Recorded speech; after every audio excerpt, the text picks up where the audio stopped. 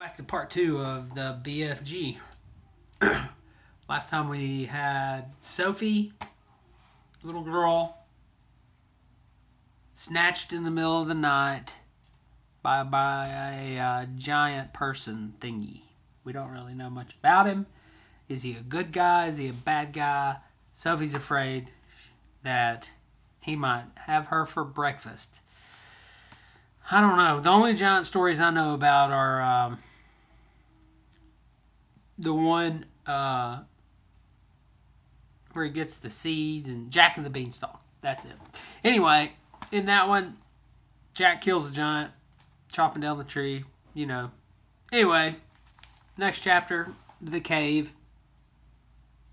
We see the big, what's he called? We don't know his name yet, but we see him running, giant, over the landscape.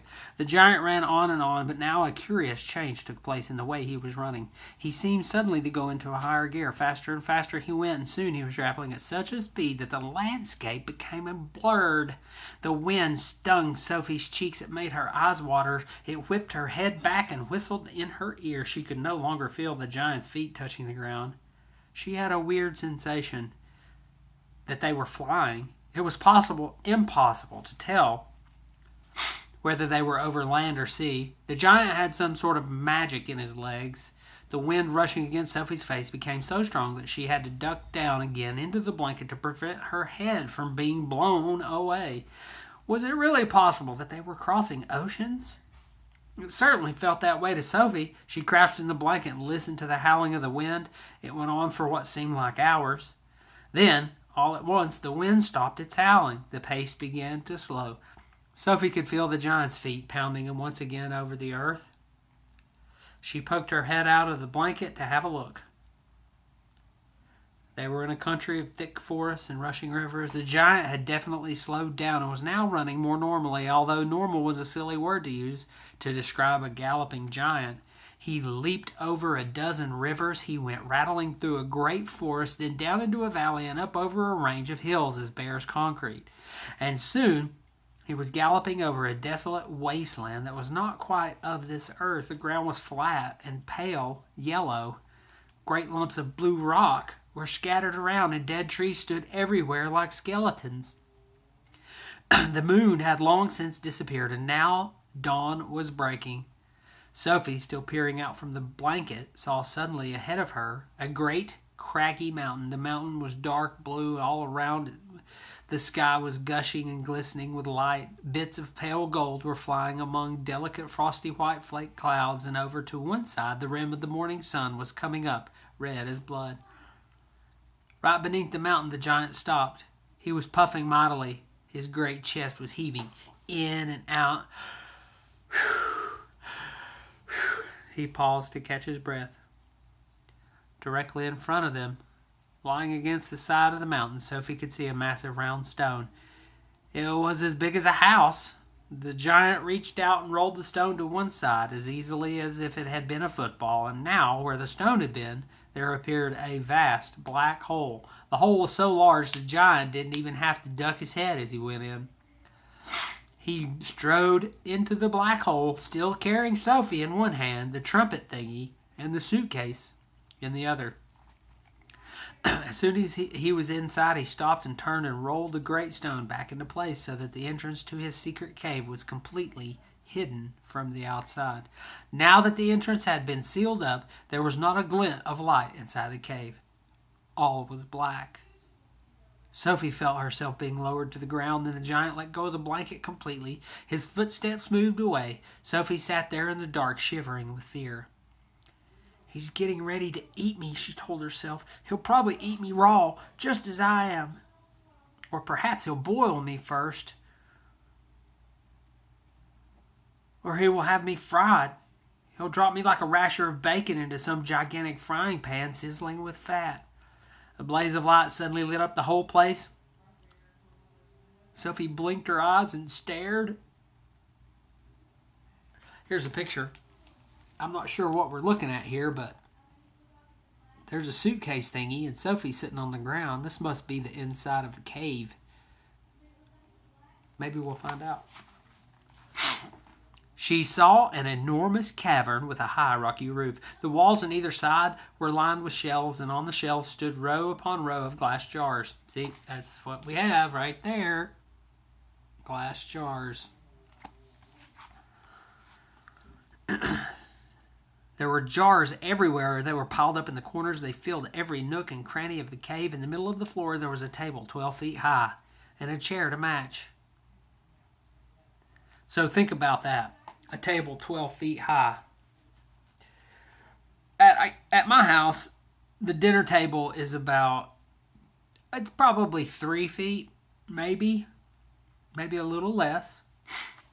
And the ceiling is probably maybe 8.5 feet. So at your house, if your door is 7 feet tall, his table was bigger than your door is tall.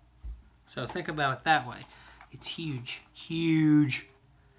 The giant took off his black cloak and hung it against the wall. Sophie saw that under the cloak he was wearing a sort of collarless shirt and a dirty old leather waistcoat that didn't seem to have any buttons. His trousers were faded green and were far too short for his legs. On his bare feet he was wearing a pair of ridiculous sandals that for some reason had holes cut along each side with a large hole at the end where his toes stuck out. Sophie, crouching on the floor of the cave in her nightie, gazed back at him through thick steel-rimmed glasses. She was trembling like a leaf in the wind. A finger of ice was running up and down the length of her spine. "Ha!" shouted the giant, walking forward and rubbing his hands together. "What has us got here?" his booming voice said. It rolled around the walls of the cave like a burst of thunder. Okay, next chapter. This title of this chapter is The BFG. The giant picked up the trembling Sophie with one hand and carried her across the cave and put her on top of the table. Now, remember, the table's 12 feet tall. Basketball goal is 10 feet. So the table is higher than a basketball goal. Whew! Would you jump off? I wouldn't. No way. Too high. Might break your leg. So Sophie's sitting on top of the table. Now he's really going to eat me, Sophie thought. The giant sat down and stared hard at Sophie. He had truly enormous ears. Each one was as big as the wheel of a truck. And he seemed to be able to move them inwards and outwards from his head as he wished. "I is hungry," the giant boomed. He grinned, showing massive square teeth. The teeth were very white and very square, and they sat in his mouth like huge slices of white bread. "Please don't eat me," Sophie stammered. The giant let out a bellow of laughter. "Ho, ho, ho! Just because I is a giant, you think I is a man-gobbling cannibal?" he shouted. "You is about right. Giants is all canny, bully, and murderful. And they does gobble up human beings. We is in giant country now. Giants is everywhere around. And out there us has the famous bone-crunching giant. Bone-crunching giant crunches up 2 wopsy-whiffling human beings for supper every night. Noise is ear-bursting. Noise is crunching bones goes crackety-crack for miles around." "Ouch," Sophie said. "Bone-crunching giant only gobbles human beings from turkey," the giant said. "Every night, Bone Cruncher is galloping off to Turkey to gobble Turks." Sophie's sense of patriotism was suddenly so bruised by this remark that she became quite angry. "Well, why the Turks?" she blurted out. "What's wrong with the English?" "Bone-crunching giant says Turks is tasting ever so much juicier and more scrumdiddlyumptious. Bone Cruncher says Turkish human beings has a glamourly flavor. He says Turks from Turkey is tasting of turkey." "I suppose they would," Sophie said. "Of course they would," the giant shouted. "Every human being is diddly and different. Some is scrumdiddlyumptious and some is ucky slush. Greeks is all full of ucky slush. No giant is eating Greeks, ever." "Why not?" Sophie asked. "Greeks from Greece is tasting all greasy," the giant said. I imagine that's possible too, Sophie said. She was wondering with a bit of a tremble what all this talk about eating people was leading up to. Whatever happened, she simply must play along with this peculiar giant and smile at his jokes. But were they jokes? Perhaps the great brute was just working up an appetite by talking about food. As I am saying, the giant went on, all human beings is having different flavors. Human beings from Panama is tasting very strong of hats. Why hats? Sophie asked. You is not very clever, the giant said, moving his ears in and out. See, move his ears. I can't do that. My ears don't move. I thought all human beings is full of brains, but your head is emptier than a bundongle. Do you like vegetables? Sophie asked, hoping to steer the conversation toward a slightly less dangerous kind of food. You is trying to change the subject, the giant said sternly. We is having an interesting babblement about the taste of the human bean. The human bean is not a vegetable. Oh, but the bean is a vegetable, Sophie said. Not the human bean, said the giant. The human being has 2 legs and a vegetable has no legs at all. Sophie didn't argue anymore. The last thing she wanted to do was make the giant cross. The human being, the giant went on, is coming in dillions of different flavors. For instance, human beings from Wales is tasting very whooshy of fish. There's something very fishy about Wales. Let's see, here's BFG. Well, I just told you. Oops. Here's the giant talking to Sophie, sitting on the table, about human beings. Now, we'll talk about it later. Human beings. You mean whales? Sophie said. Whales is something quite different. Whales is whales, the giant said. Don't bobble flunk up around with my words.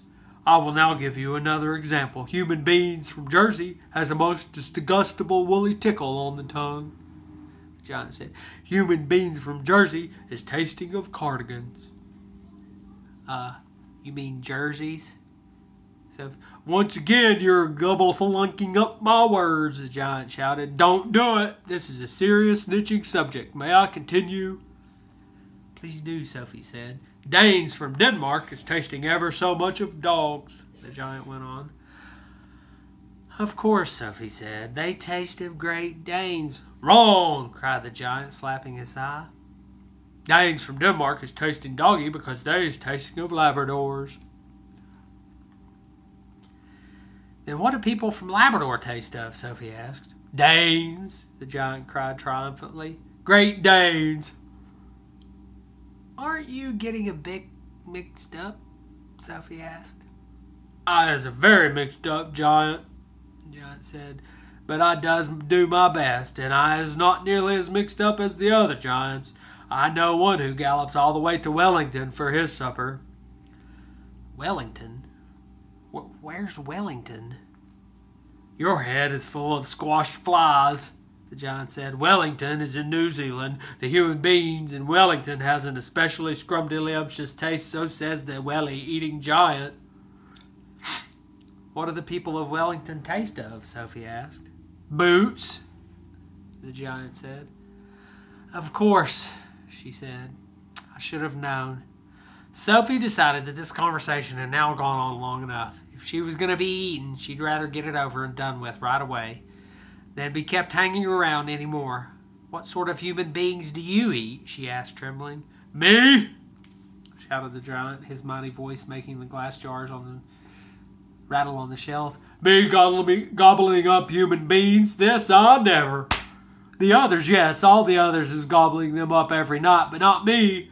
I's a freaky giant. I's a nice and jumbly giant. I's the only nice and jumbly giant in giant country. I is the BFG, the big, friendly giant. What is your name?